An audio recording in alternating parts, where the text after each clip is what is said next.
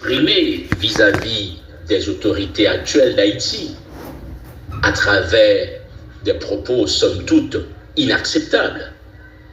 On se le rappelle, le président Macron avait tenu des propos injurieux vis-à-vis du roi du Maroc, Mohamed VI, dans l'affaire d'un logiciel Pegasus, où le téléphone du président français a été mis sur écoute.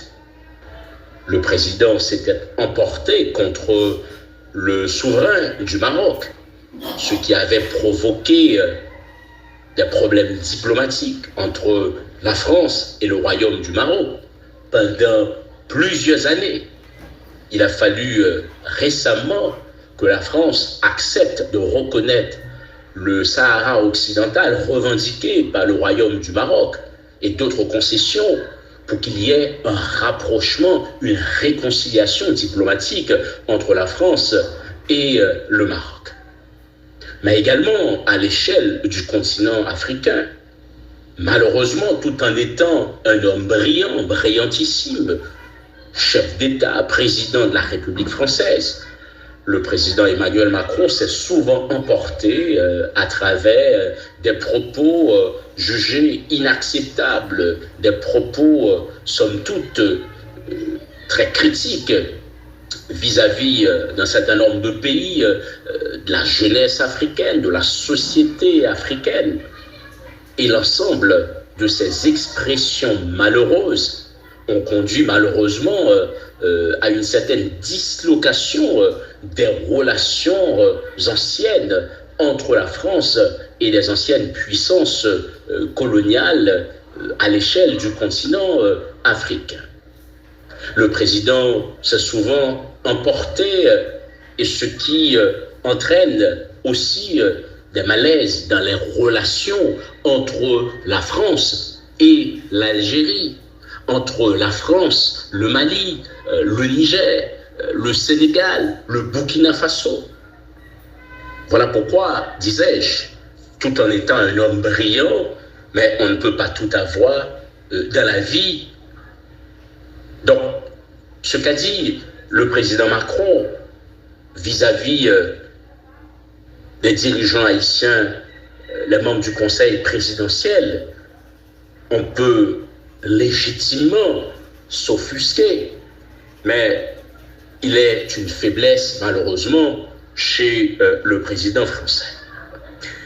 Mais il faut, à la vérité, à travers les propos du président Emmanuel Macron, répondre au chef de l'État français.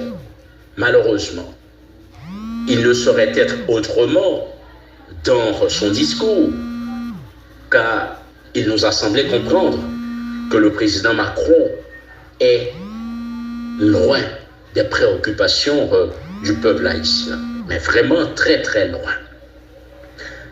Si le président Macron estime que l'ancien Premier ministre travaillait bien pour le pays, tout le monde sait, c'est l'appréciation du président Macron.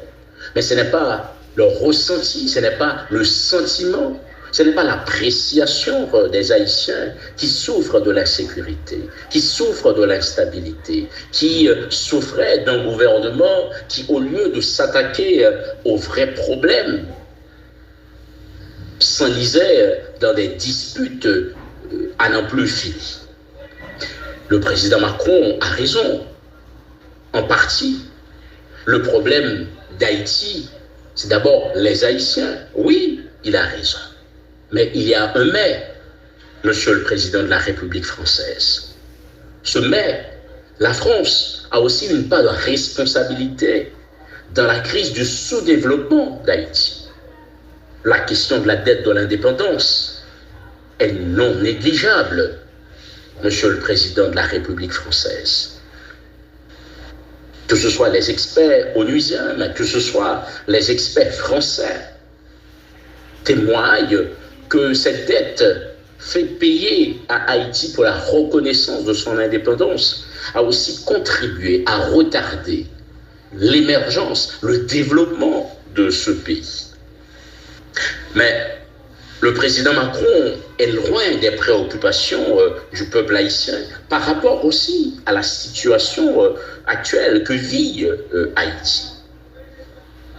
N'est-ce pas, au niveau du Conseil de sécurité des Nations Unies, la France, comme ancienne puissance coloniale qui partage un héritage culturel, la langue avec Haïti, alors que la France laisse la main, le soin aux Américains, aux Canadiens de prendre des initiatives. Voilà pour ce qui est du Conseil de sécurité. C'est aujourd'hui la Chine et la Russie, face à la dégradation de la situation haïtienne, qui sollicitent une réunion du Conseil de sécurité. À aucun moment, la France n'a pris cette initiative sous la gouvernance du président Macron. Oui, vous avez raison, monsieur le président Macron. Le problème d'Haïti, c'est d'abord les Haïtiens, mais c'est aussi la France. Un pays avec lequel vous avez tant de relations historiques. Qu'est-ce qui empêche à votre puissance, à votre pays, qui est un grand pays, qui dispose des technologies militaires, qu'est-ce qui empêche à la France d'apporter une solidarité agissante à ce pays? Je veux parler d'Haïti. Lorsqu'il y a des problèmes dans les départements d'outre-mer, Guadeloupe, Martinique et en Guyane, vous faites déplacer le GIGN, une unité spécialisée de la police française pour aider à rétablir l'ordre. Mais franchement, monsieur le président Macron, Haïti a besoin de cette assistance. Pourquoi ne pas penser à cette solidarité qui puisse accompagner la police concrètement, véritablement, pour qu'enfin nous puissions résoudre le problème de l'insécurité, de gangstérisation en Haïti. Oui, Haïti traverse des moments difficiles. Oui, la gouvernance laisse à désirer, mais il ne faut pas traiter Haïti à travers ses dirigeants de cette façon-là. Oui, vous êtes un homme brillant, brillantissime. Mais encore une fois, ça témoigne d'une certaine faiblesse en s'exprimant de cette manière-là, monsieur le président de la République, vis-à-vis des dirigeants d'un pays, somme toute, indépendant. Il est vrai que sa souveraineté est en péril, mais c'est quand même un pays indépendant. Il y a une façon de parler de ses dirigeants.